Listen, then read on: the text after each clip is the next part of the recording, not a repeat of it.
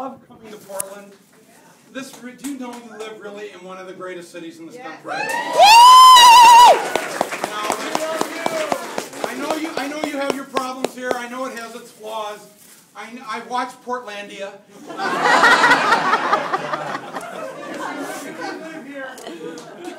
But no, I said to my sister's with me. I said, I got to tell you, if it were for where I live in Michigan, if I had to live someplace else, this is where I would live. Thank you. I said, it's got the same mix of like crazy, cool people that San Francisco has, but nobody here really wants to hurt you. Can I say that? Yeah, it's true. You know, when you just run into crazy people here, they're just crazy. You can handle it. But it's, you know, it's because you allow for the crazy to be here. In other words, for people to be who they are, for people to be different, to be independent individuals. And what's so great about this is that this is such a town of individuals, and yet you collectively come together on so many things. Like you found the right mix of respecting the individual, the creativity that's in each of us, and yet what we decide to do here in Portland has to always go through the filter of what is best for the common good. That's really, I want to tell you that as an outsider, that's and you maybe take it for granted because you're here and everything seems, you know, whatever. But when you're from Michigan, when you're from a depressed, really depressed, I mean, not the recession that you're going, but I mean a totally whacked out depression that we're living through in Michigan. You're blessed to be here. So I just want to tell you to have faith. Don't give up. Everybody's got to do their part. You don't have to go down and sleep in the park. There are plenty of Portlandians that will do that for you. But you do have to do something. Everybody has to do a little bit now. And it no longer is just one or two or three people. It no longer is a Naomi Klein or an Amy Goodman or a Michael Moore or whatever. It's now a million Amy Goodmans and a million Naomi Kleins and a million of me. And we're all in this together. And there are no leaders. We are all leaders of this movement. We are all leaders of this movement. And you have to lead in your neighborhood, at your school, at your church, wherever your group of people are. You have to be a leader. That's why we're all leaders in this. And we're all spokespeople. Every person in here, I'm going to guarantee this, has a story to tell.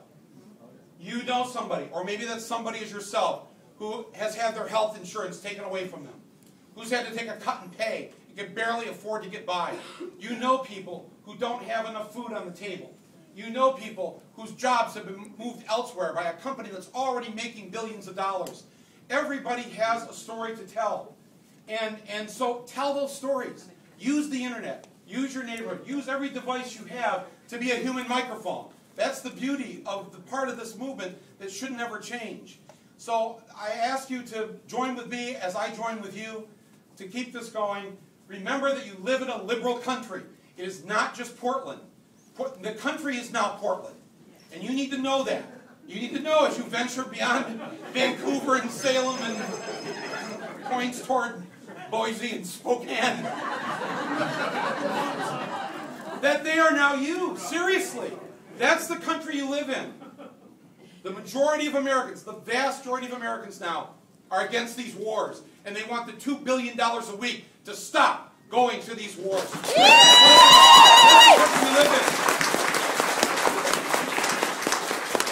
The majority of Americans, I mean, you go down all the issues. They take the liberal position now on every issue, really, but the death penalty.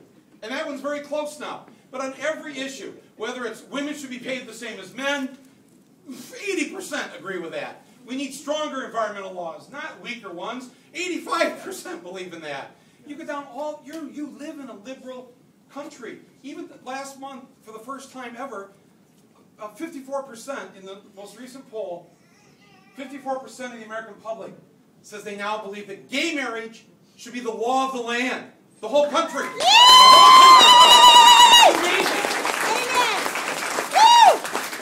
Those are your fellow Americans. And a lot of times you're sitting here in Portland, you're going, oh, it's just us, or we're all alone. The country's so crazy, and it's got all these people who think that Adam and Eve rode on dinosaurs 6,000 years ago, and how are we ever going to get ourselves out of this? But that's not the truth. You've been lied to. You've been lied to. And I'll tell you, you know who knows it more, that this is a liberal country, that's a progressive, you know who knows it, really knows it? The right wing knows it. The Republicans know it. Fox News knows it.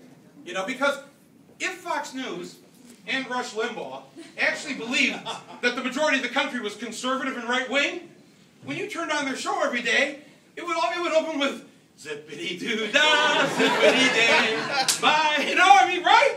They'd be happy. They'd sound happy, wouldn't they? Oh, good morning, fellow Americans. That's not what it sounds like, is it? You turn on Bill O'Reilly or Sean Hannity, rah, rah, rah. They're so upset. Why are they upset? Because they know they live in a liberal country. That's why they're upset.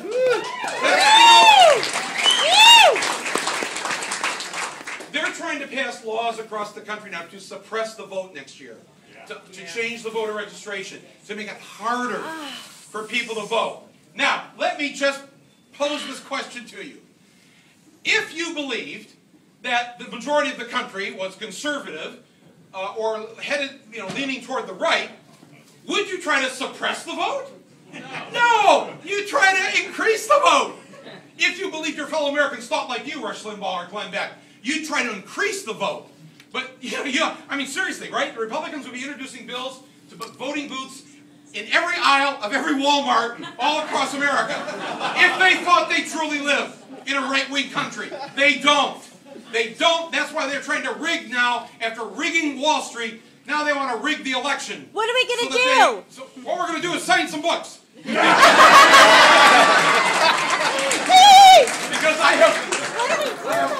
I have overstayed my time speaking here. But I just want to say to Powell's, I've been here before with them where they've done the books. We've done it in a church. We've done it in the old Rose Arena. I think this is my first time here. Right? I was here in another lifetime. Okay. We're at the Coliseum. Yes. Last time at the Coliseum, you signed my book. But anyways, thank you to Powell's for being here. I love seeing that sign that Portland is Book City. Yes. 40 years. And no, it's incredible. Congratulations for having union workers here. Thank you for that. And